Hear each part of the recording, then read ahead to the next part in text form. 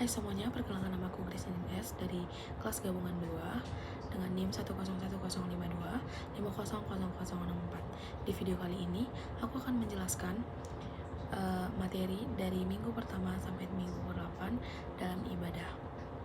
Di minggu pertama dibawakan oleh Bunda Eta dengan tema One Body in Christ yang diambil dari kitab Efesus 4 ayat 1 sampai 6. Jadi di minggu pertama, Bunda menjelaskan denominasi mana sih gereja yang paling benar. Dalam Efesus 4 ayat 1 sampai 6, Paulus yang sedang dipenjara karena mengikuti Tuhan menasihati kita supaya cara hidup kita sesuai dengan panggilan Tuhan bagi kita. Ia mengingatkan kita untuk selalu punya sikap rendah hati, lembut, sabar, dan saling mengasihi dengan membantu satu sama lain. Kita diminta berusaha menjaga kesatuan yang dikerjakan oleh Roh Kudus dengan hidup dalam damai sejahtera. Jadi, waktu ayat 4-6 bicara tentang satu tubuh, satu roh, dan satu pengharapan, maksudnya kesatuan bukan berarti semuanya harus seragam atau sama persis. Tujuan gerakan Oikumene bukan membuat denominasi atau gereja baru, tetapi supaya semua pengikut Kristus bisa menjadi saksi tentang kasih Tuhan di dunia yang penuh perpecahan.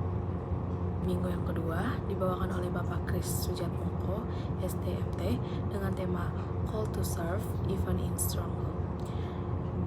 Diambil dari kitab Yohanes 12 ayat 24 sampai 26. Jadi, melayani Tuhan itu adalah panggilan yang pasti ada pengorbanannya.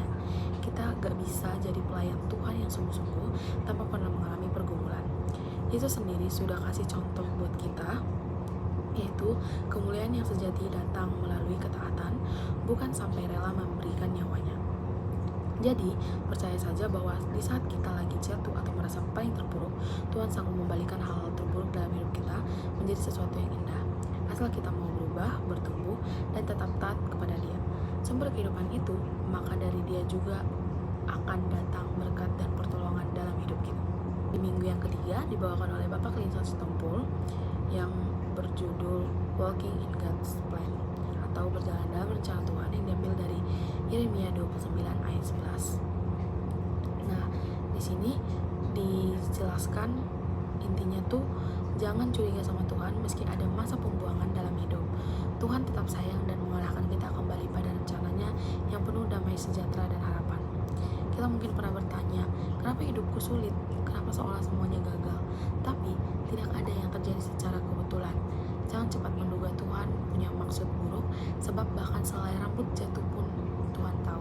Kesulitan yang Tuhan izinkan bisa jadi bagian dari didikannya.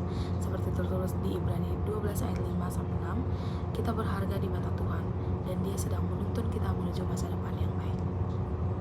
Di minggu keempat dibawakan oleh Bunda Eta dengan tema Christian Friendship on Campus, yang dikutip dari Ibrani 10 ayat 19-25. Ada orang yang dari kecil sudah terbiasa berkata ke dirinya sendiri, aku gak butuh siapapun, karena di rumah ia tidak mendapat dukungan.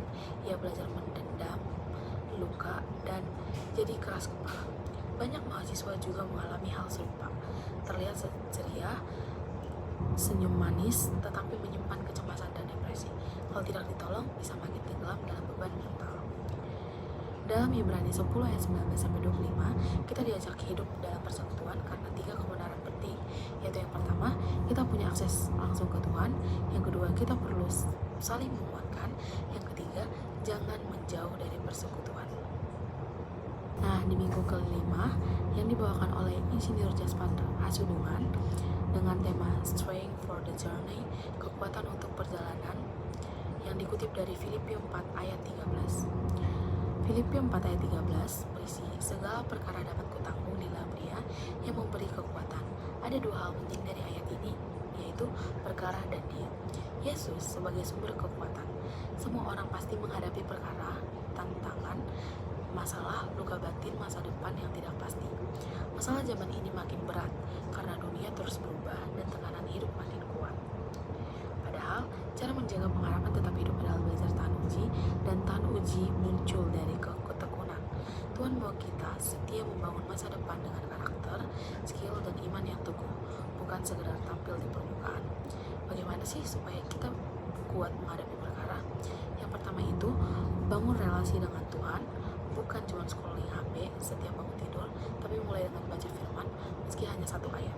Yang kedua, jadikan sebagai pengharapan, bukan alasan menyerah. Biarkan Tuhan bekerja lewat orang-orang yang Dia kirim dalam hidup kita. Ingat, esensi lebih penting dari eksistensi, maka kekal lebih berharga dari sekedar terlihat hebat. Nah, di minggu ke-6 dibawakan oleh Pendeta Eliezer Siregar dengan tema diperlengkapi untuk setiap perbuatan, yang dikutip dari ayat 2 Timotius 3 ayat 10. Kita menjadi seorang Kristen bukan kebetulan, tetapi kita mengimani, kita meyakini, dan kita memilih untuk percaya kepada Allah.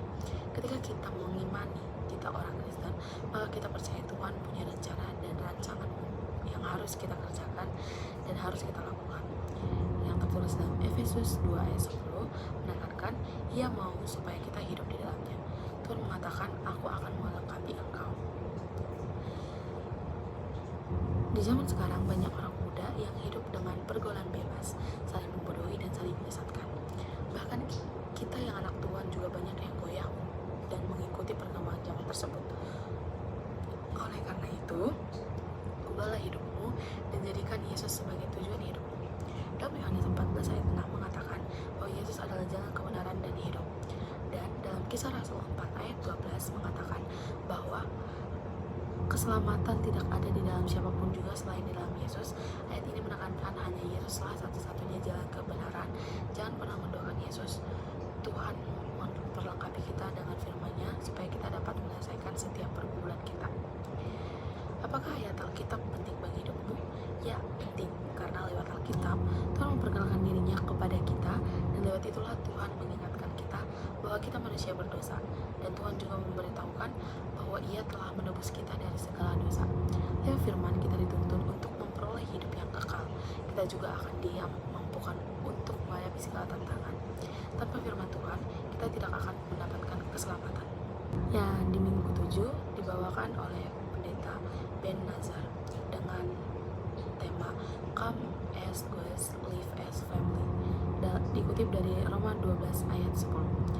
Kasih yang mengambil inisiatif, yang tertulis dalam Roma 12 ayat 10. Ayat ini mengingatkan kita untuk mengasihi satu sama lain seperti saudara dan menaruhi dalam memberi hormat.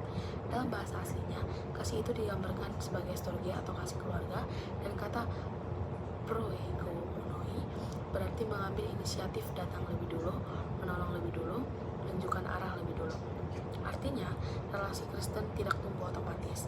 Kita perlu berkenalan, membuka hati, dan membangun hubungan. Tidak ada persahabatan tanpa perkenalan. Banyak orang akhirnya menjadi sahabat dekat karena berani memulai percakapan sederhana. Perjumpaan adalah keajaiban setiap pertemuan, bukan kebetulan. Tuhan dapat memakai perjumpaan untuk memulihkan, menguatkan, dan menyatukan. Karena kita dipertemukan oleh Yesus yang telah menebus kita. Jangan hanya jadi tamu dalam komunitas, jadilah keluarga. Tuhan mau kita berproses bersamanya dan bersama sesama. Inilah waktu terbaik untuk bertumbuh dalam kasih.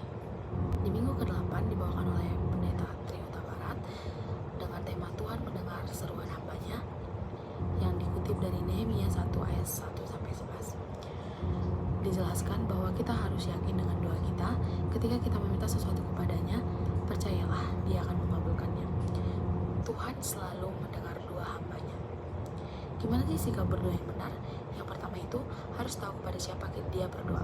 Sehingga dalam doa ada tujuannya, yaitu menyerahkan hati kepada Tuhan.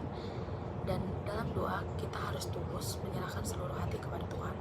Yang kedua, berdoa tidak hanya mementingkan diri sendiri. Yang dimaksud ketika kita berdoa, baiknya juga kita mendoakan sesama kita, seperti kisah Nehemia.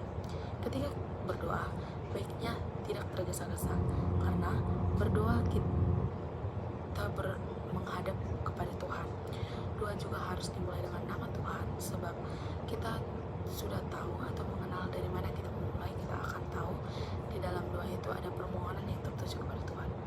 Mari kita menyampaikan ucapan syukur, menyampaikan apa yang kita butuhkan, sebab Tuhan akan selalu memberi, selalu setia, dan senantiasa menemani kita di setiap langkah dan perjalanan kita. Itulah yang dapat saya jelaskan. Terima kasih dan shalom.